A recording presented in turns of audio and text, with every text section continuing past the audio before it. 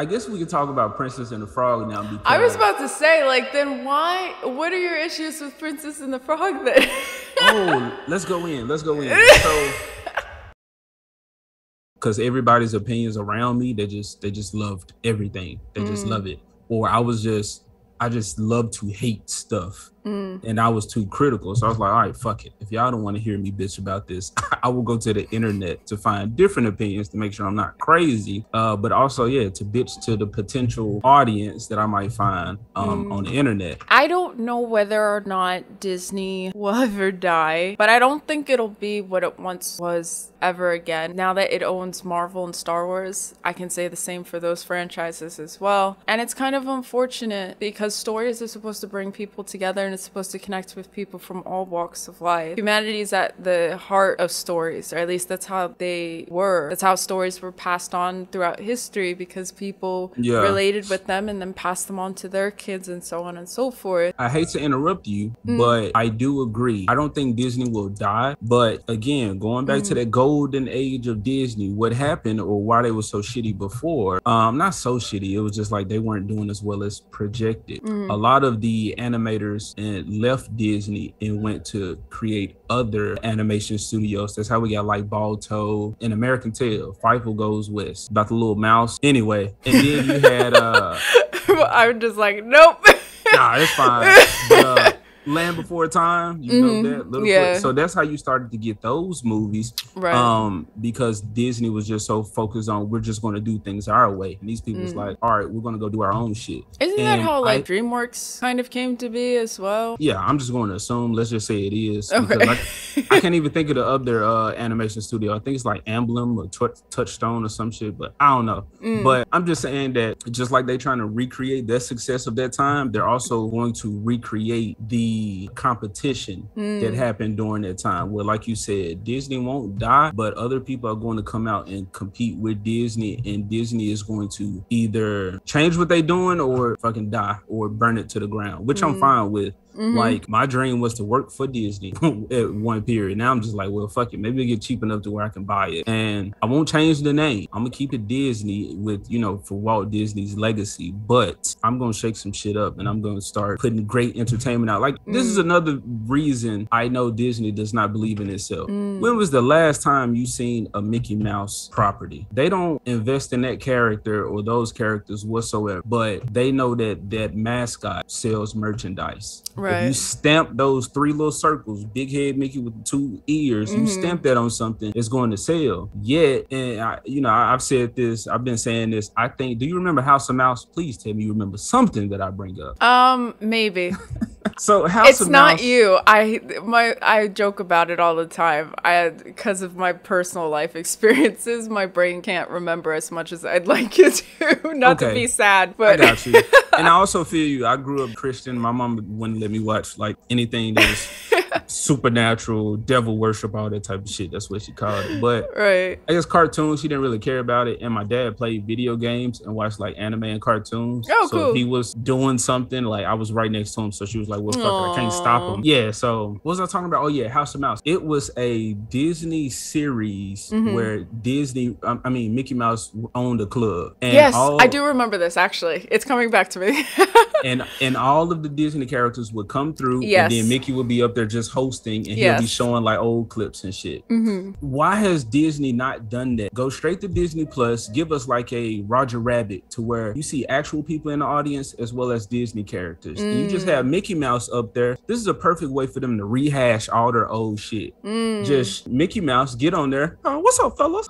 And then he show on the big screen. Hey, remember this? Like you start getting Disney sing-alongs with the people. Maybe, Encanto didn't do so well. Maybe you throw a fucking Encanto song up there or some shit. And it's like, do more marketing, do more promotion, or bring people to your older movies instead of making a fucking Little Mermaid now and now she's black. Just give us part of that, your world on a fucking screen where Mickey's hosting. And you can have real people, like I said, in the audience as well as Disney characters. And I was watching Mickey's House of Villains earlier. Yeah, I remember that one too. Yeah, so that was a Halloween special where the villains was like, oh, we're about to take over Mickey's club. So like you had, and I'm thinking about the Mickey Mouse movies, you had had Mickey's Christmas Carol, Once Upon a Christmas, Twice Upon a Christmas. You had Three Musketeers. I can't really think of any Mickey Mouse movies. Donald Duck doesn't have a movie, but you have a Goofy movie and an extremely goofy movie. Right. That's fine. Show me, Disney, that you actually believe in the characters that you created already, but then highlight more. I guess going into the whole Ariel conversation, or my current video I'm working on is like Disney princesses and how, yes, grown men do care about them and how you don't have to see yourself in a character. Like you was talking about your favorite Disney princess. Mulan is my favorite because she was a fucking warrior. You know, I'm not a girl. I'm not Chinese. And I'm not in war as far as I know. We don't know what's to come. But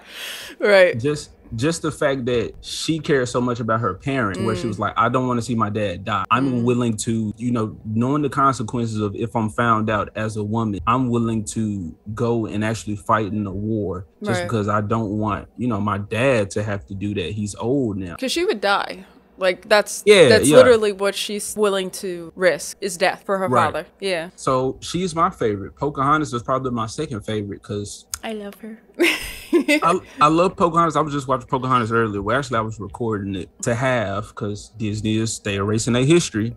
So I was like, I don't got the DVD. I'm gonna find it. But Pocahontas' dad said a line will forever stick with me, and he said, "Those white men are dangerous." And I was like, that gives me chills because I'm pretty sure white people did this, but for them to honestly reference their history and you know what happened, not to blame them, not just say they're terrible, but to put that in a movie and be like, okay, that's some honest representation. John Smith probably wasn't the Chad or that we think he is, you know, and Pocahontas' life was probably, you know, a little more fucked up than what the movie depicted. But it's a Disney adaptation of a tale. So I can understand that, especially when you're trying to present it to children. But for them to put that line and kind of like admit their sins in their project, I was like, I'm all for it. Also because again, the animals and all that type of shit. Grandmother Willow, like even after she died, she's in a fucking tree. Like that's why I like Moana.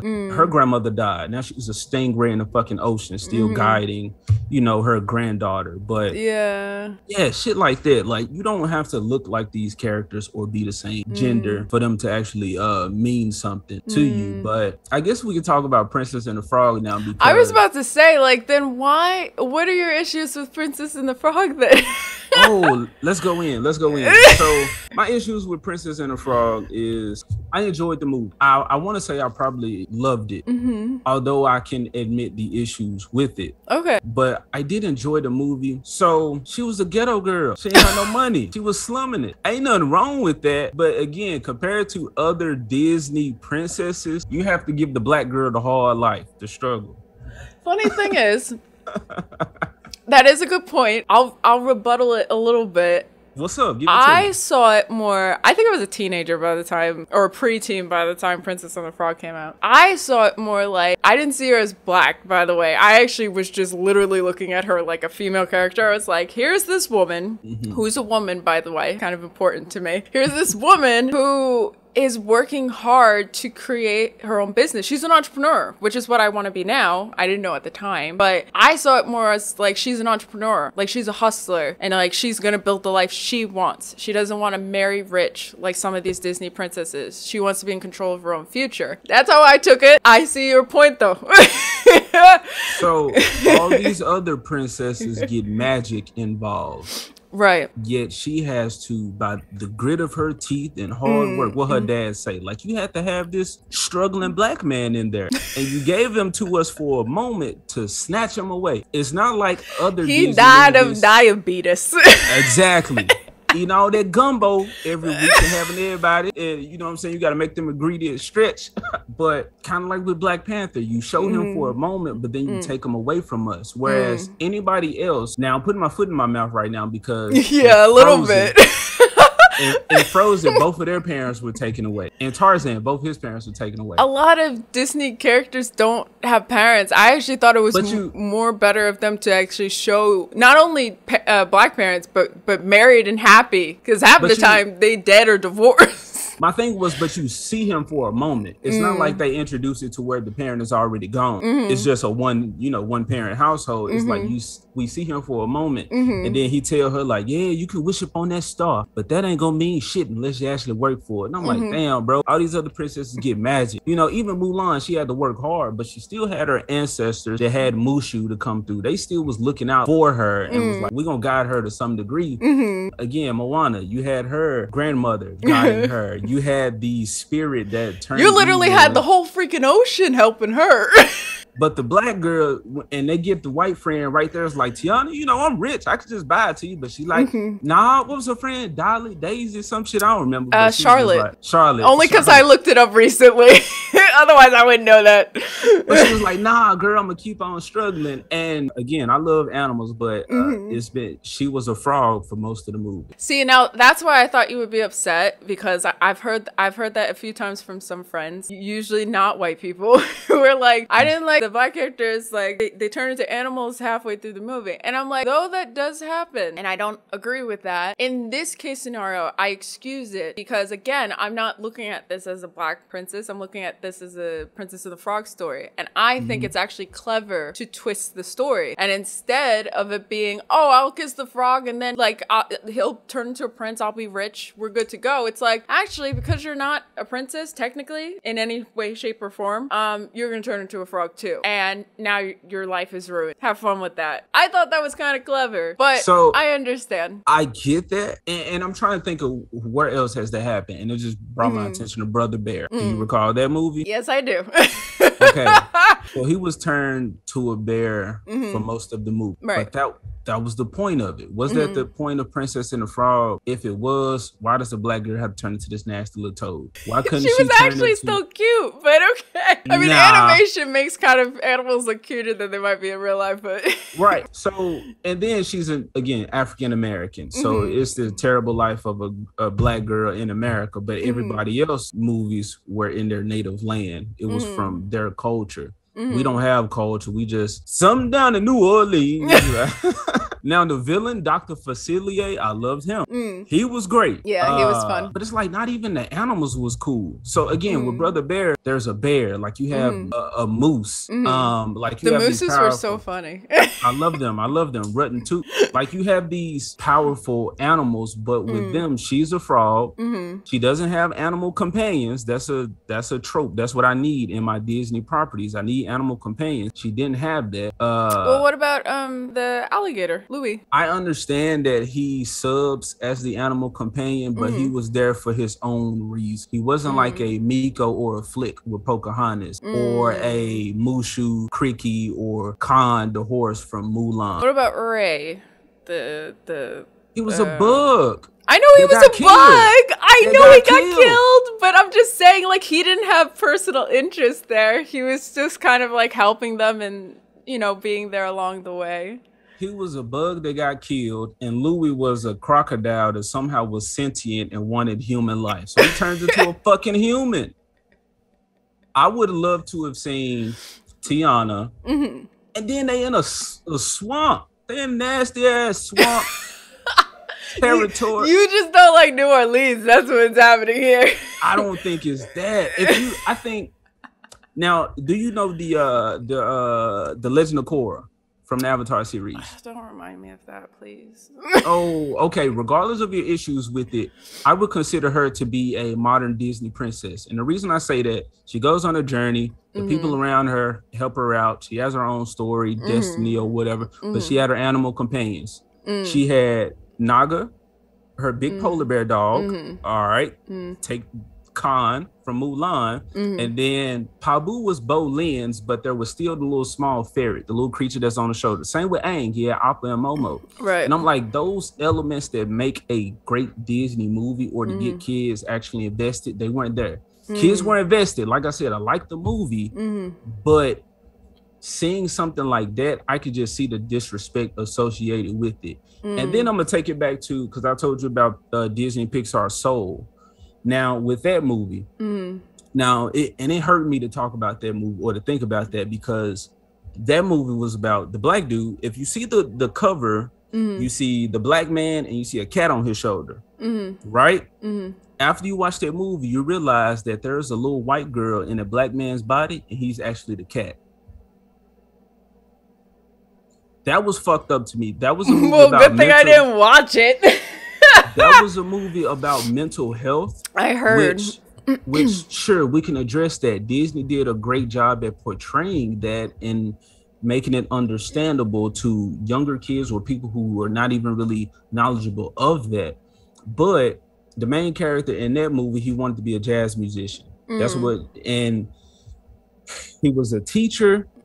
His mom was still there in his life, but she was like, boy, you need to stop trying to go after that music. Just be a great teacher, get your fucking benefits from the government type shit or whatever. And he was just like, no, this is my art. I love it. I'm gonna pursue it.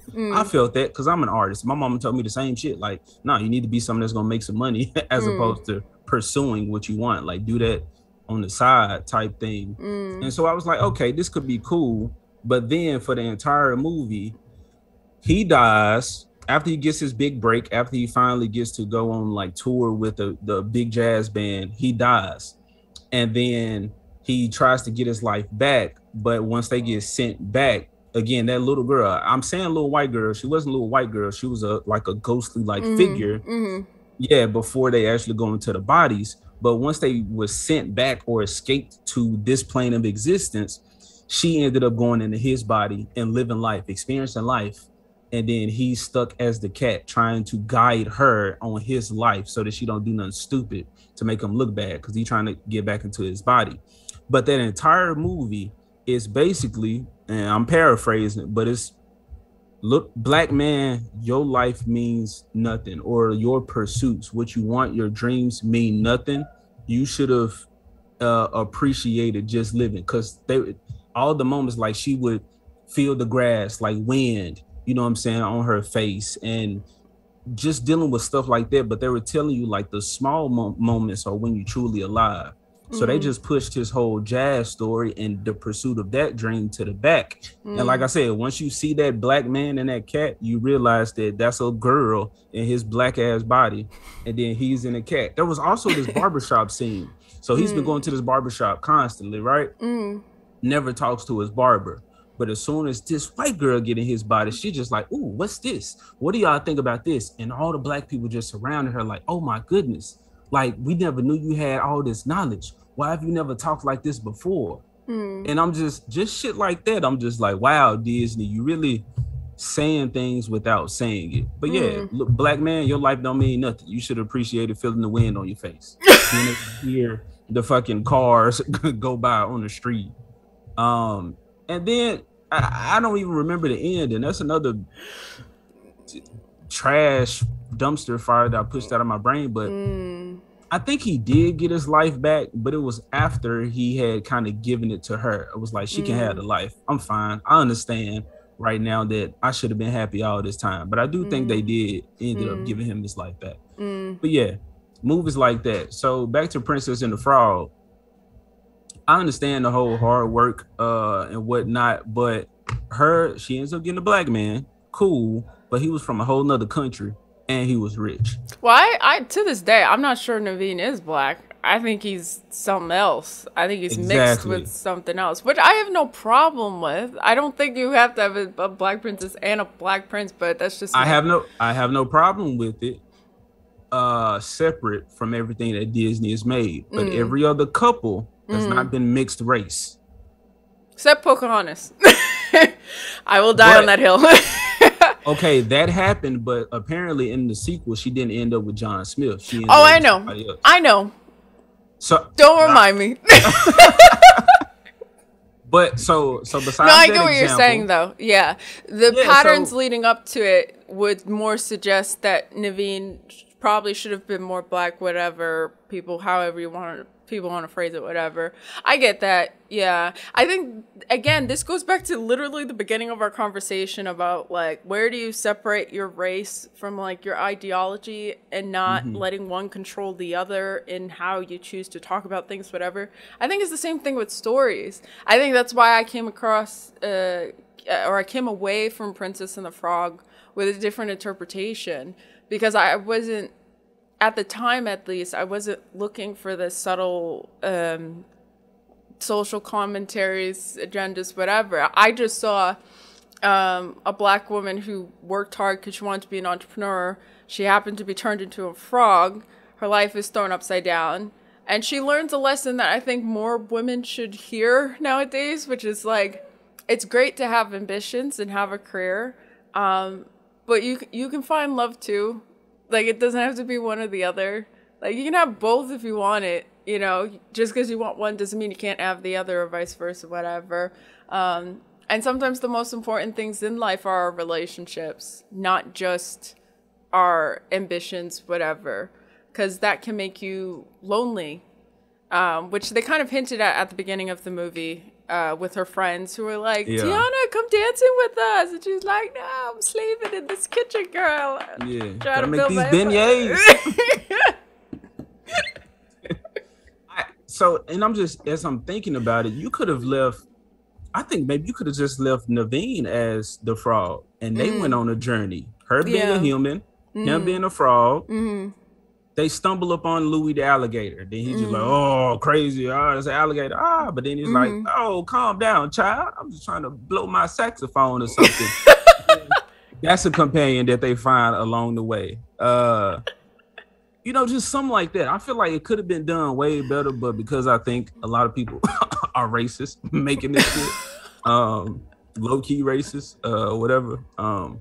The thing about Soul, though, that I find interesting is, I see your point, but I could also see how people may not see that, because the better mental health movie that I love, and I think I told you this, is Inside Out. That movie made me cry like a baby. It was so well done, showing emotion and mental health for children, and really for adults. Obviously, we don't actually have beings of emotions poking buttons in our head, but it's a great way to break it down for children, understanding the change of life as you get older and the different islands kind of going away, and then at the end they're rebuilt into new islands, or they merge, because that's how life is. It gets more complicated as you get older, and it's a great way to break that down to kids who take things very simply. I always think, like, if Riley and her parents were black, would people get offended thinking somehow this is about, like, black people are unstable or something, instead of just focusing on the story, which is actually about emotions and the importance of it's okay to be sad sometimes and all of that? That's what I mean by, like, and I'm not knocking your opinion. I haven't seen Soul, so I might totally agree with you after I watch it, be like, what the, why? I understand. Get Out all over again. I understand people, exactly. I understand people's because my wife, she enjoys Soul, and I was like, you were like, I want to stay married, so I'm just gonna keep my mouth shut. I'm like, I can see why. I speak my mind. I was like, I can see why you would, but like you just said, Inside Out had already tackled that. So now you're using my black skin and this black story to where I could have had my representation. This dude wants to be an artist, a musical artist, but an artist nonetheless. Yeah. And for him to go on his whole journey in pursuit of that, to tell him none of that matters, I was like, damn, that's fucked up for me to watch that.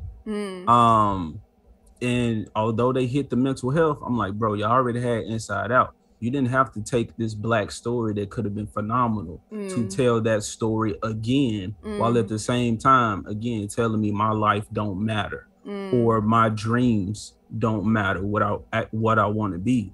And I'm like, if you would have made Soul and put, I don't know, I want to say some white dude in there, I wouldn't have had no issue with it. I don't think white people would have had an issue with it, because it would have just been seeing a white person on screen. Hey, it happens. We see that a lot. But for me, again, for that representation, I think that would have been a dope ass movie. And again, with Princess and the Frog, I don't even think, as I'm thinking about it, because I want to animate and, make my own story. So I do pay attention a lot to what Disney has been doing and what they're doing now. But I think if you would have left Tiana, like I said, if they would have went on their own little journey and left her a princess, but he was a frog, and somehow they get lost or something, or Dr. Facilier uh creates a plan to where like they was shipped off somewhere and they had to make it back and like prove their identities or get Naveen back to in his right body or some shit. I'm like, that could have been cool. That reminds me. Have you seen Aristocats? I haven't, but I know of it. Oh, you should watch it. I know, because I love cats too. Oh well, that was in that movie. The butler. So there was some rich cats. The butler found out that the cats were going to inherit the money, not him. So he ships the cats away. So that movie that's funny to you. You trying to hold it in? It is funny to me. Who would be like, I'm gonna leave the money to the creatures who poop in the sandboxes and have fish breath. That's what I'm gonna do. This lady that loved her cats. And the butler was like, he was, damn, like, really? I've been serving you all this time, Right. and you gonna give it to them? Now I gotta serve them. And that was their journey. They find Thomas O'Malley and all his alley cat friends and whatnot to show them the wild side, of life instead of living in a mansion. And that's their journey back. And I'm like, bro, you could have took that same approach with like fucking the Princess and the Frog. Like, I mean, I agree. I think it would be an interesting idea. Really, they actually don't have to change much of the movie besides having Tiana the human while Naveen stays the frog. And they're still trying to help Naveen turn back into a human because Dr. Facilier had the butler guy of Naveen, whatever, pretending to be Naveen so that he could take over whatever. Maybe they still bump into Mama Odie, whatever, and she offers advice to help them or whatever. I like her. I like Mama I Odie. love Mama Odie. I love that. Gotta dig a little deeper. That's my shit. I've seen the shit out of some Disney songs. I know. Oh my gosh. I think, I definitely agree with your point that it could have been better. I think the thing is, this is a weird comparison. I think the thing is with Tiana, just like with Obama, is that like now you can argue with black people when they're like, Disney didn't represent us. You'll be like, who is that then? Who's that hole over there? I feel you. But yeah, I guess to kind of finish this out is to talk about the Tiana movie that supposedly is coming out that I learned on Twitter. And so it's a movie, not a series. I don't know. I just saw the little poster of her on a ship looking like she's about to sing A Whole New World. And it says Tiana. And I was just like, I was joking about the live action Disney thing. I don't want this or anything that continues Princess and the Frog. Because this is the problem with Disney. If they're not rehashing what they've already done, they're trying to continue something that doesn't need to be continued, or they're trying to prequel something that doesn't need to be prequeled, like Mufasa, and you're just sitting there like, y'all really, like, just the creativity bank, was it robbed? Like, that's the question. What's happening? How has Disney allowed itself to get to this point now? And the reason I brought up the Korra thing was because she had her culture, Eskimo, whatever they are in that world, right? The Water Tribe. But again, all the other white princesses had their stories. You had fucking Brave, where she was from Scotland or something. You have these different white characters from different parts of Europe. And yeah, I'm talking about this in my video. Like, you have Pocahontas, she's the only Native American, but then you also have Brother Bear. That was a Native American story, right. But like more ancient. Hawaiians, you have Lilo and Stitch. She's not a princess. And then you got aliens. And that worked. But that was a lot of people say like Frozen, Elsa and Anna was the ultimate sister relationship. And I'm like, nah, Lilo and Nani, shit was tough. Thank you. So you had them, and then Stitch, but I identify with Stitch. He represented me because like you've been told you a fuck up all this time, and like that shit really sticks with you. So it's like I related with Lilo a lot, where it's just like I'm young and yet very depressed. Yeah. And I rather have an alien dog than deal with people. But yeah, that's one of my favorite movies. That's on the top 5. But oh my gosh, yes. you had Lilo, and then you get Moana. So we get 2 Hawaiian female protagonists. Right. Who else? What's another brown one? But Tiana. Now we get the African American that's slumming it. I mean, you have Jasmine, although she wasn't the lead. Aladdin was. Right. But that's like Arabian, sort of. So there's that. Yeah, colored people. They didn't get another try at it, but that's all I'm saying. Other people had actual culture, whereas we just had an African American that you got to show fucked up life in America. But I think it would be just as annoying, like kind of with Black Panther, although that's not a great example actually. But like it would kind of be annoying if like their first Disney Black princess was like from Africa. Then we're just like, okay, sure, all right, that's one way to start. But what else would you have done? Honestly, I don't mind a Black American Disney princess who happens to be in New Orleans. I'm not against that part. I'm really not. I understand the frog part, where her being a frog the whole time. I can understand that. But if someone's like, she had to start in Africa, it's like, why does she have to start in Africa? Everything starts in Africa. Your mama starts in Africa. Yeah. It's like, why? Can we do the second princess in Africa? You could have had an Egyptian or something. Like, I don't know. Now that I'd be okay with. Yeah. Because that's different. We haven't really seen it enough Egyptian overall, really. And, you know, stuff. And the Prince of Egypt, I think everybody agrees that shit was obviously fucking great. It's a masterpiece. I'll die in that hill. Agreed. It wasn't Disney, though, but the same way Disney stole Coco from the Book of Life. I don't know if you've seen it, but the Book of Life is a more superior Believe it or not, I have seen the Book of Life. Believe it or not. And that was way better than Coco. I did not see Coco, but I know how it goes. Yeah. It was so Disney formulaic, and Book of Life was not. But the same way, you know, they stole that. They could have took some hints from Prince of Egypt, and you know, they could have got some darker skinned people on there. But again, a Disney princess. I would love to see a young African, Egyptian, whatever, brown skinned girl with, like how Jasmine had Raja, right? You could have gave this girl a fucking leopard or a lion or something, and then where the small one at? You know, give her a little small creature. I would have been all for that. I know Africa's too on the nose, but goddamn, give me culture. To be honest with you, I think at least I see it as differently. I think instead of Africa, maybe do like Jamaica or the Caribbeans, because then you can use the music, and that's very creative. I don't know. Maybe that's what I would do. Maybe I would be like, let's just go full out Caribbean, you know, Jamaican. Like, let's just go all out with the music and everything, you know, get people dancing in the movie theater. Agreed. Because I hate the. I hate that everybody would, I don't know, because of, you know, unfortunate circumstances of how Black people ended up over here. It's like a scapegoat to just say we all came from Africa. I'm like, some of us came from the Caribbean or like South America or something. So you can't just exactly say my ancestors are in Africa. Right. So I agree with you.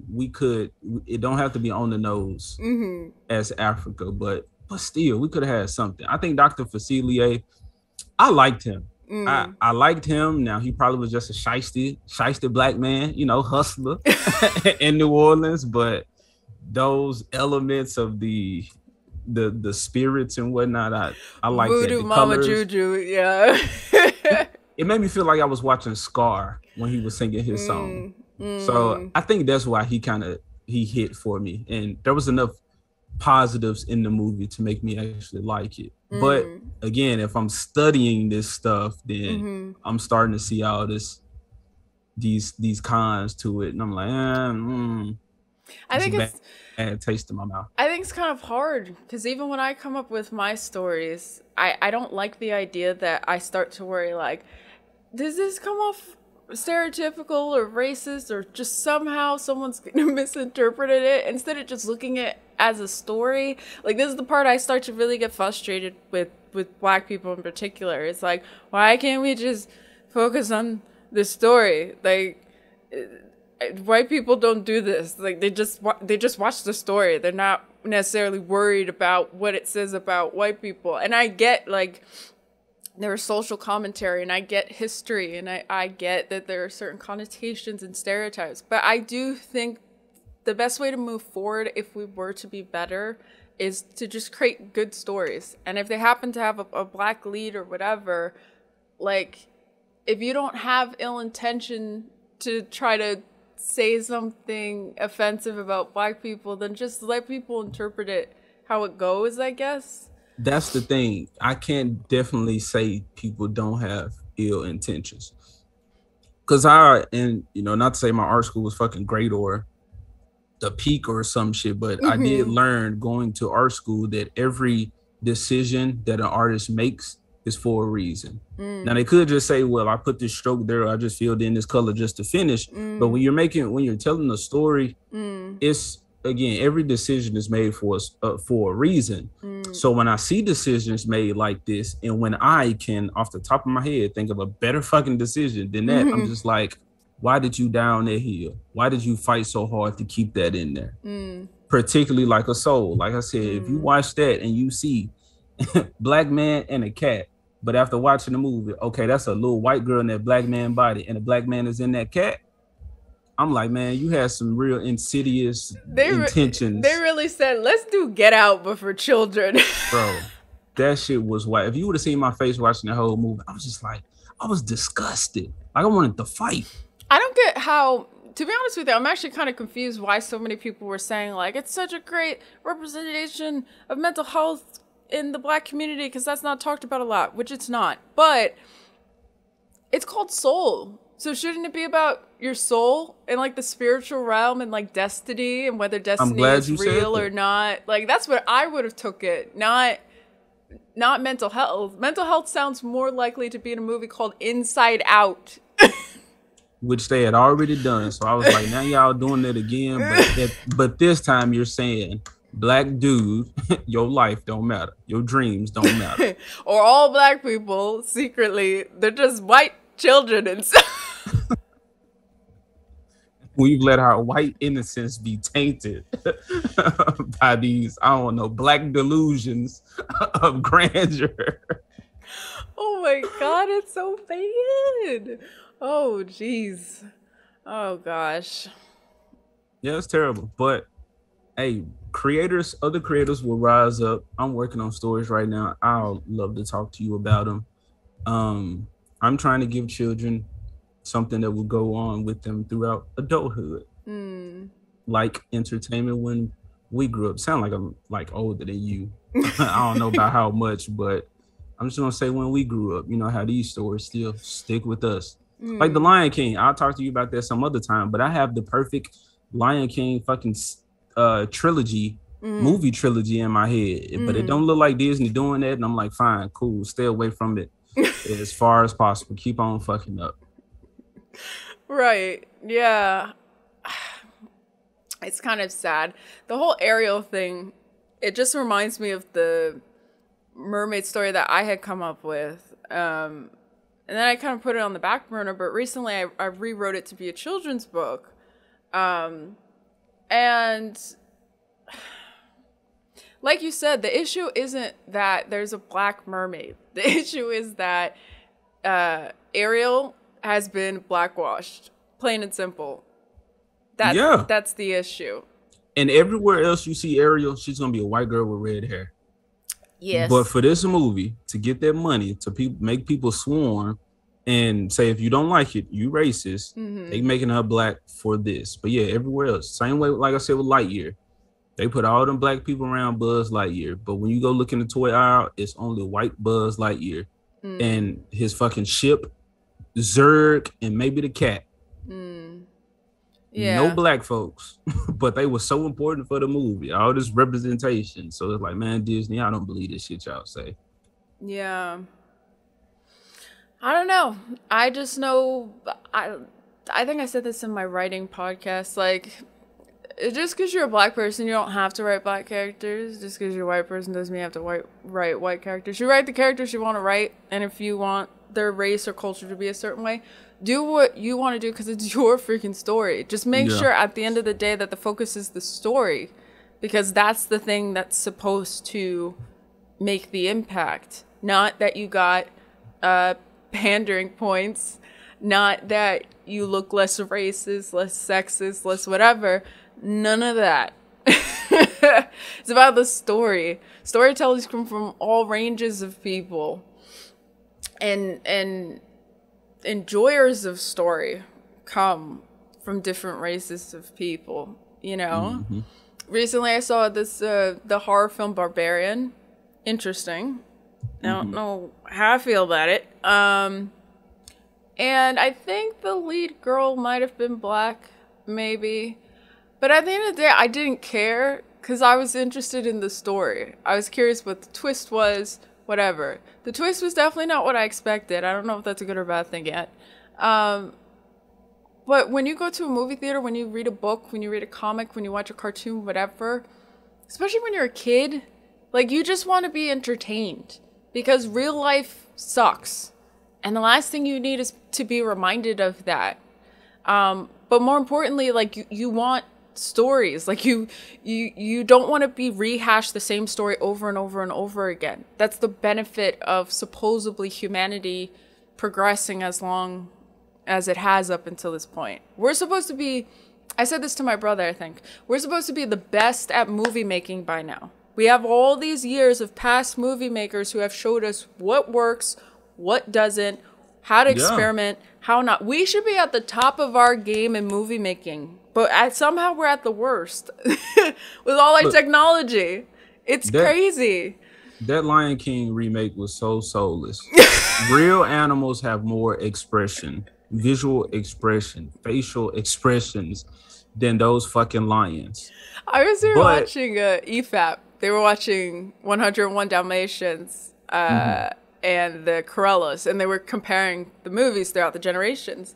And somehow the 90s 101 Dalmatians, which is one I grew up on, with Glenn Close, like, they trained the dogs to kind of act human. They couldn't quite get it right because it's an animal, but they tried. And then you go to Cruella, they have CGI dogs that look so inhuman.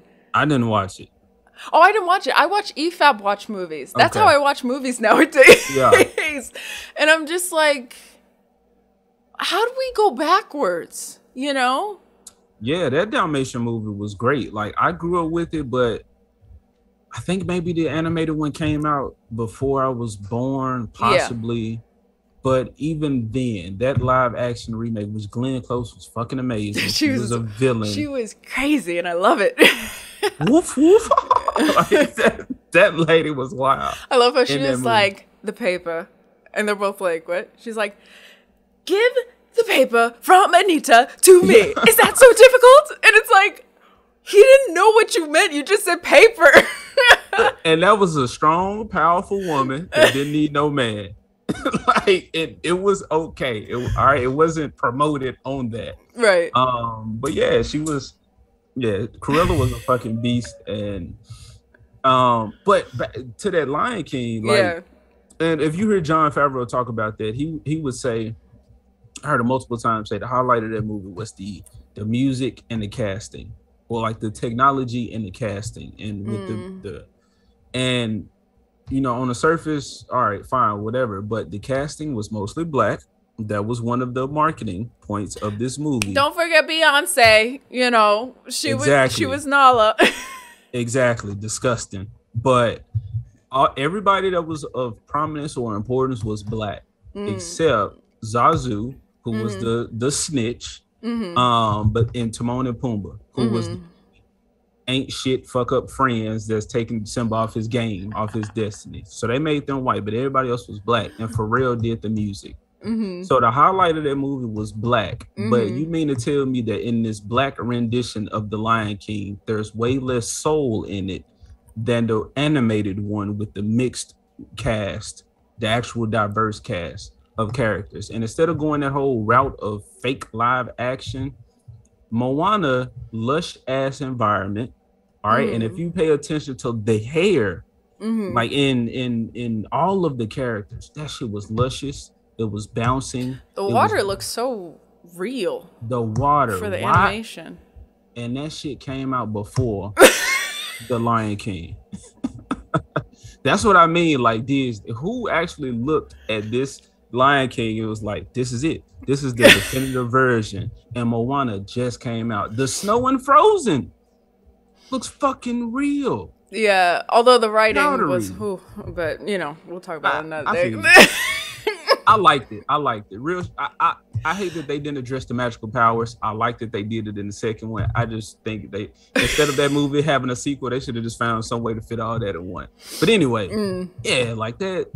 Disney is really making soulless ass remakes. Yeah, that they done made before. So hate to see where they at. Yeah, that is funny. Honestly, I'm surprised there was no person watching the Lion King, before it went public and be like, so we got a full cast basically of black people and nobody got soul. I thought that was our genre. I thought that was our genre of music. Can we get it together? You chose Donald Glover, which I don't know.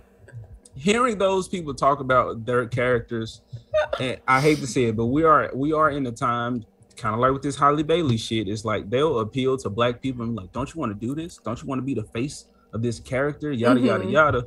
But really, what they're looking for is people that's just going to shut up and do their job. Right. And if you hear the original cast of The Lion King and when they're in interviews and asking like, how did you come up with this character? How did you do this? Then folks are like, I tried so many takes, you know what I'm saying? So many different voices. I'm actually talking with the director to try to figure out who this character is. Right. It's like there's a process.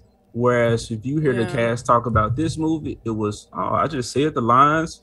A lot of the time they wasn't even in the room with their the co-workers, with the other voice actors. They're just getting people, just say these lines, all right, cool. We'll plug it into the video. Right. So again, soulless remakes, you don't have people that's actually trying to create art. You just have people that's just taking jobs. Right. And it shows in the work. Well, that's what I think I commented on one of your tweets once. Is like, I've personally noticed, and people don't want to say it because they don't want to look racist, but I guess I'll take, I'll die on that hill. A lot of black actors can't act.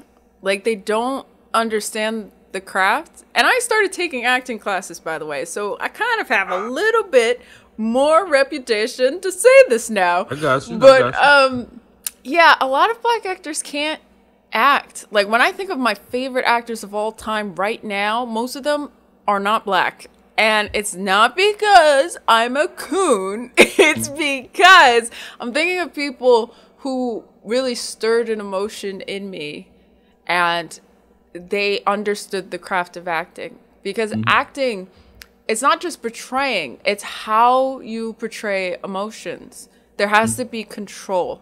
And sometimes it is very fine-tuned.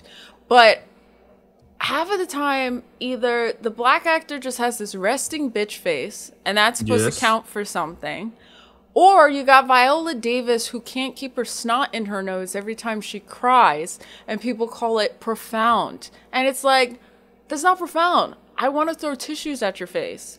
Yeah. I don't want to see that. Or you get a like Will Smith, one of my favorite actors, but he plays himself in most of his movies. Oh my gosh, yes. Phenomenal, but it's damn, bro, where, like, I don't want to take anything from him. He has a certain range, but it's a limited range. But what he does well. Right. Like Idris Elba. I'm not even big into actors and like humans really like that. But yeah, like you said, if you think of a black actor right now, I can't think of anybody. Like, there was a time when, sure, people got hired for their voices, but you would hear a character and you'd be like, damn, that's that person I didn't even know. Yeah. Because they actually took the time to craft that character and the way they would talk and, how they respond to certain situations as opposed to just reading fucking words on some paper. Yeah. And, just doing the job. So I definitely feel you. We are in a time to where creativity is not promoted or expected. And at the same time, I don't really I can't blame a company for acting as a company. If your Right. audience is not thinking critical, not holding you to a certain standard, not Right. expecting more, then it's like, well, shit, why should we do the work then if, Mm, if that's not what they even looking for or even right. know that they should be looking for? Exactly. Yeah. And I think, like, with voice acting, that is a whole nother beast that I highly respect, especially watching anime. But acting, like live action acting, you know, you like you have your whole face, and then on top of that, your whole body to really emote these emotions. And not only that, you have to convince me, the audience, that what you're feeling is real for me to feel it with you. Like, Mm-hmm. although the movie's not great at all, No Way Home, Spider-Man No Way Home, the one scene that choked me was with Andrew Garfield when he catches MJ and he's like, "Are you okay? Are you okay?" And MJ's like, "Yeah, I'm fine. I'm a little razzled, but I'm fine." And then you see Andrew Garfield, who I love as an actor. You see like him processing like, "Oh my God, I saved her. Like, I didn't save Gwen, but I saved her." Like this kind of like, I've redeemed myself, you know? And like you can see him holding it back while it's processing, and you see it in his eyes.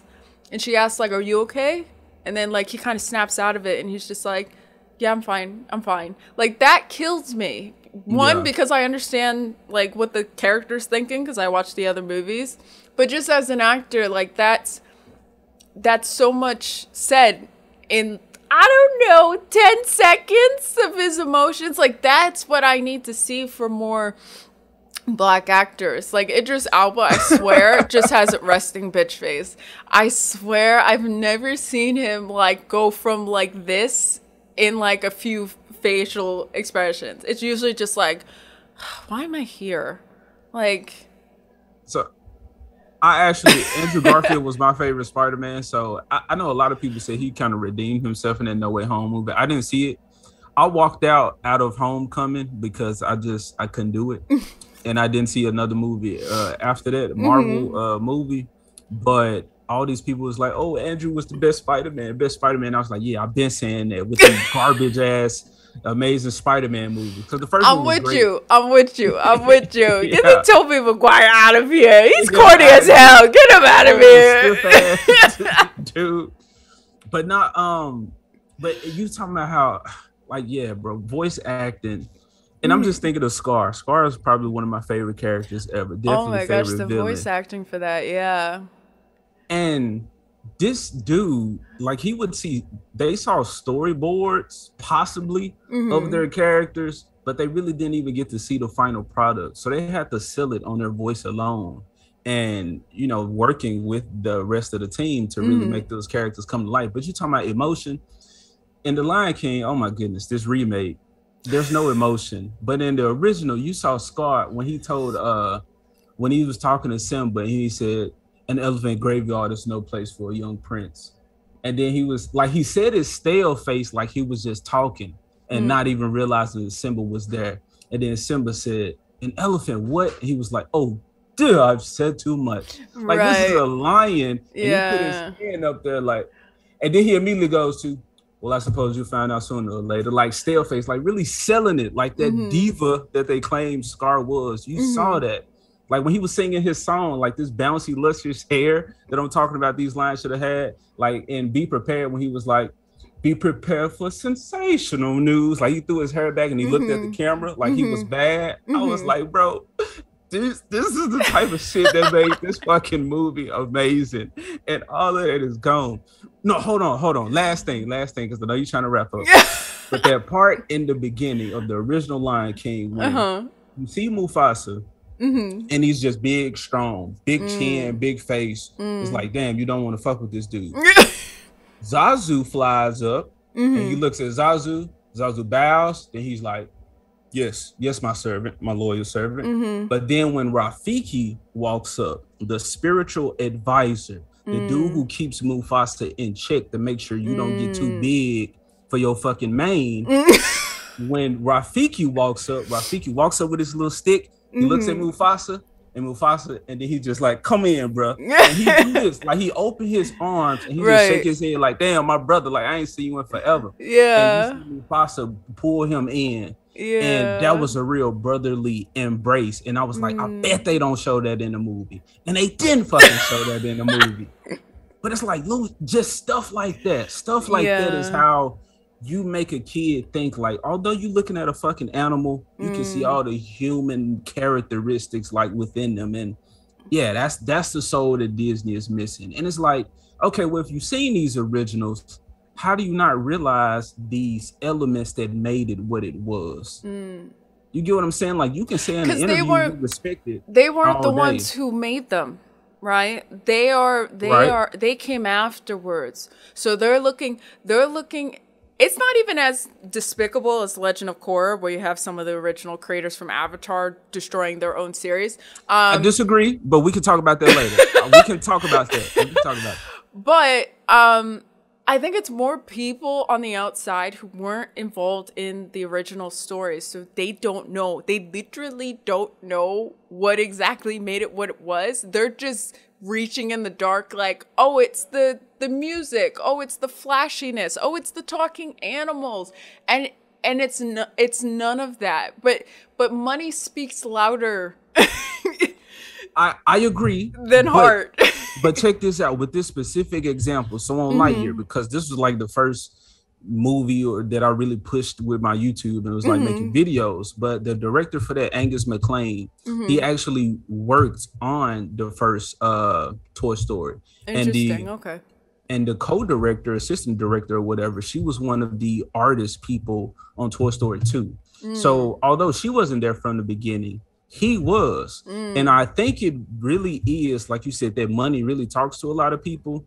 I think it was like a Dr. Facilier. He come with this, this opportunity, this proposition. Right. Or not the dude in charge, because, the dude in charge going to hold his nuts and say, no, I don't agree with this. I'm not going to make this. This is not that character. You get a dude that's close to him that kind of worked with them and say, hey, we push that dude out of here.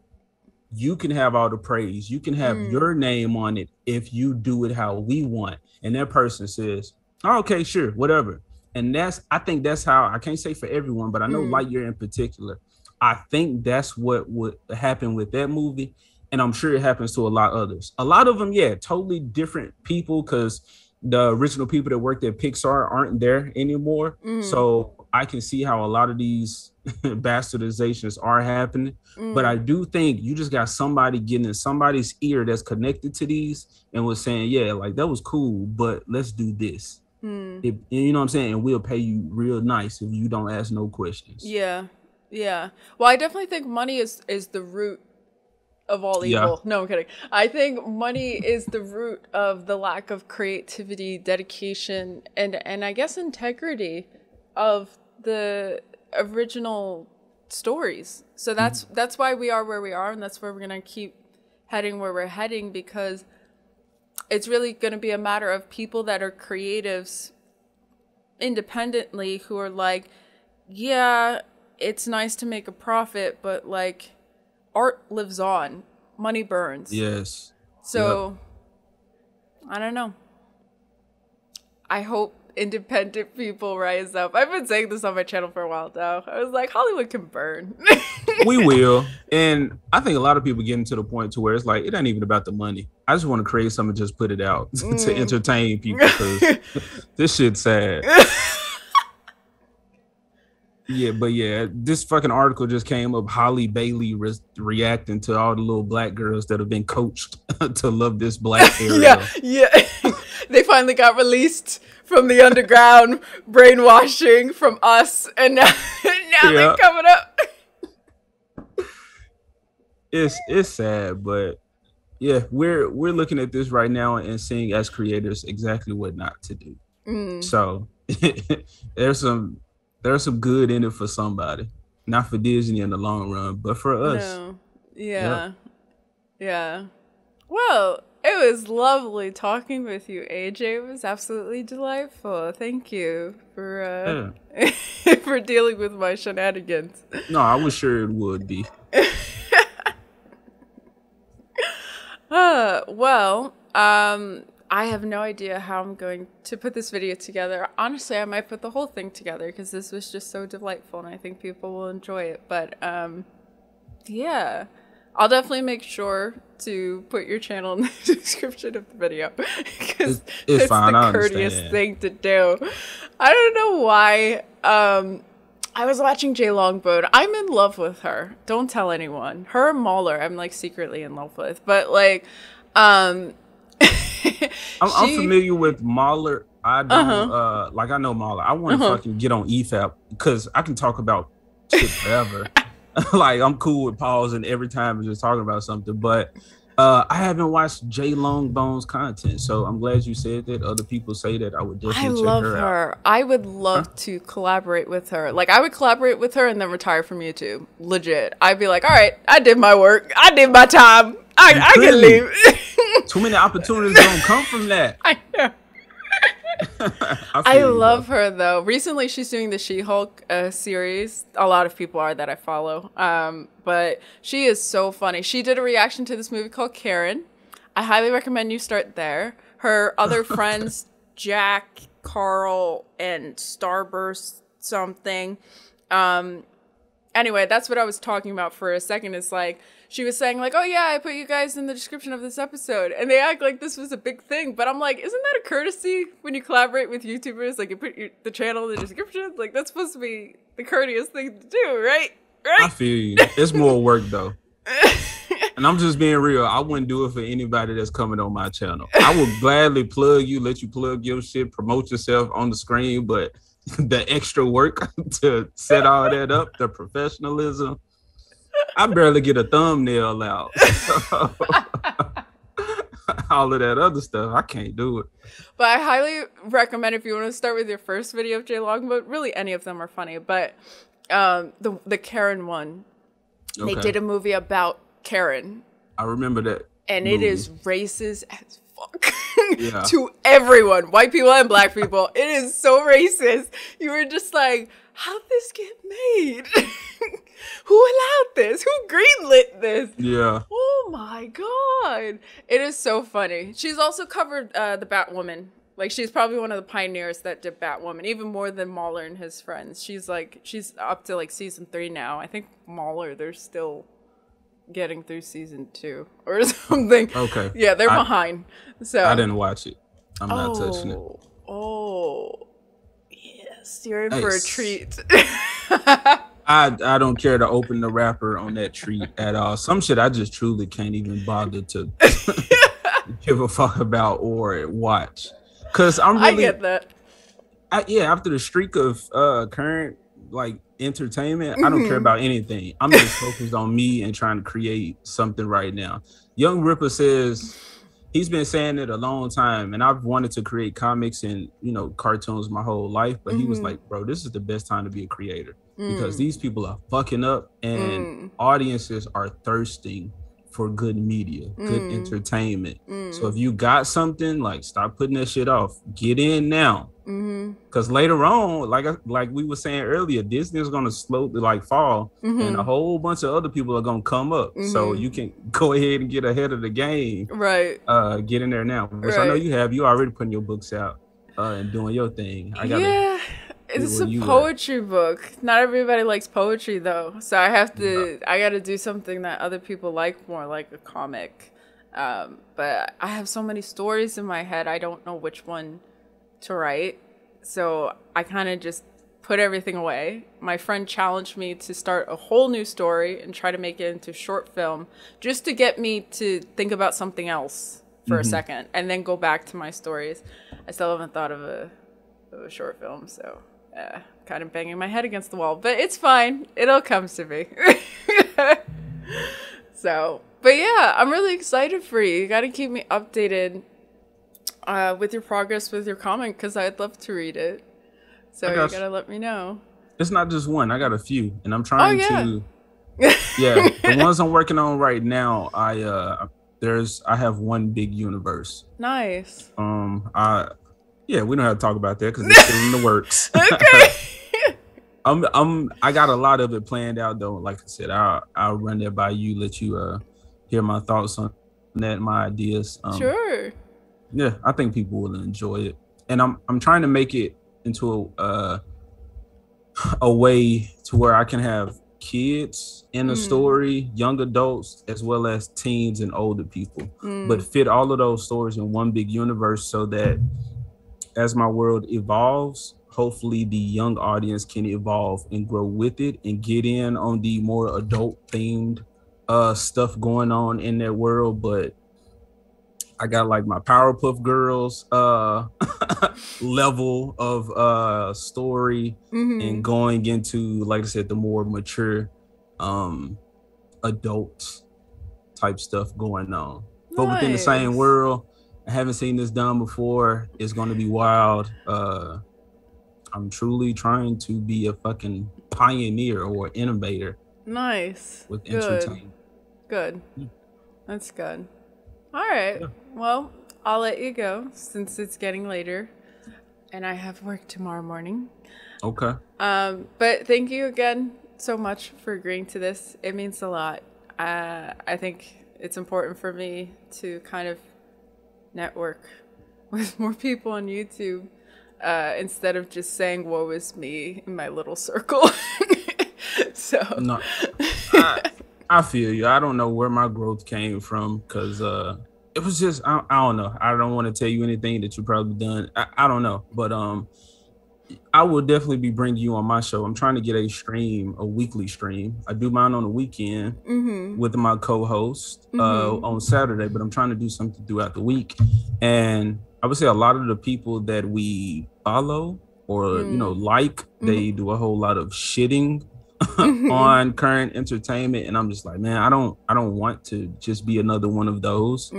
I actually want to talk to people, have a good time, and kind of have discussions about the things that got us to the point where we are now, to be considered nerds or geeks or these outcasts that we've been for so long.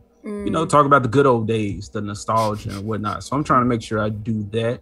So yeah, a weekly stream will help me to do that, and you will definitely be a part of that. Oh, thank you. I'm honored. That sounds fun. Hey, I don't have a lot of people subscribing and following me, so I can't promise you no growth, but hey, we can have some fun. It sounds fun. Yeah. Well, networking's not just about growth. I think it's also about just connections with people, like just meeting new people. And so yeah, that was my goal for this year anyway, ironically. So so far, talk to more people. Yeah, so far I'm reaching that goal swimmingly somehow. Yeah. I don't know how I'm doing it. It's been happening for me. That's what I got on YouTube for, to give my opinions and have good geek conversations.